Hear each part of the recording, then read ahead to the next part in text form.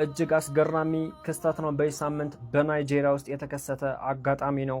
በደንብ ሼር እያደረጋችሁ እስከ መጨረሻው ተከታተሉ። በናይጄሪያ ግዛት ውስጥ ዴልታ ስቴት የምትባል አነስተኛ የናይጄሪያ ከተማ ላይ ባለፈው ጁማ የተፈጠረ ነው። ሙስሊሞች ጁማ ሰላታቸው ለመስገድ በተሰባሰቡበት እጅግ ከባድ ዝናብ ይጀምራል። በዚህም የተነሳ መስጂዱ በውሃ ይጥለቀለቃል። ያም ለመስገድ እጅግ አስቸጋሪ ይሆንባቸዋል። ታዲያ እዚህ ጋር ነው አስገራሚ ክስተት የተፈጠረው። በአቅራቢያው የሚገኝ ቤተክርስቲያን ወዲያው በሮቹን ከፈቱ፣ መሬቱን አጸዱላቸው፣ ምንጣፍ አነጠፉና ለጊዜም ቢሆን ጁማ ሰላታቸውን እንዲሰግዱ በሮቹን ክፍት አደረጉላቸው። በእነዛ መልካም ክርስቲያኖች አማካኝነት ሙስሊሞች ለጊዜም ቢሆን የጁማ ሰላታቸውን በጀማ እንዲሰግዱ ሆነ። በተመሳሳይ በረሱላችን ሰለላሁ ዐለይሂ ወሰለም ዘመንም መሰል ድርጊቶች ወይም መሰል አጋጣሚዎች ተፈጥረው ነበር። ከነጀራ የመጡ ክርስቲያኖች ረሱል ሰለላሁ ዐለይሂ ወሰለምን በመዲና ሊጎበኙ መጡ። ስለ ሰላምም ከረሱል ሰለላሁ ዐለይሂ ወሰለም ጋር በሰላም በክብር በሚያምር ሁኔታ ከተወያዩ በኋላ የጸሎት ሰላታቸው ደረሰባቸው። እነዛ ክርስቲያኖች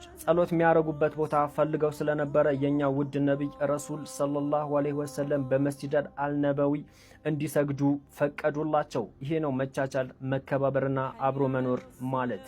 በአክሱም ከተማ እጅግ መፈቀድ የሌለባቸው አስነዋሪና እጅግ አሳፋሪ ነገሮች ተፈቅደው፣ ነገር ግን ሙስሊሞች በተወለዱበትና ባደጉበት በኖሩበት ከተማ ፈጣሪያቸውን የሚገዙበት ሞተው የሚቀበሩበት ቦታ መከልከል፣ ይሄ ከእምነትም ከባህልም ከምንም ያፈነገጠ አስነዋሪ ድርጊት ነው። ከዚህ እንዲማሩ ዘንድ ሙስሊሞች በደንብ ሼር፣ ኮፒ ሊንክ፣ ሪፖስት ያደርጋችሁ አዳርሱት።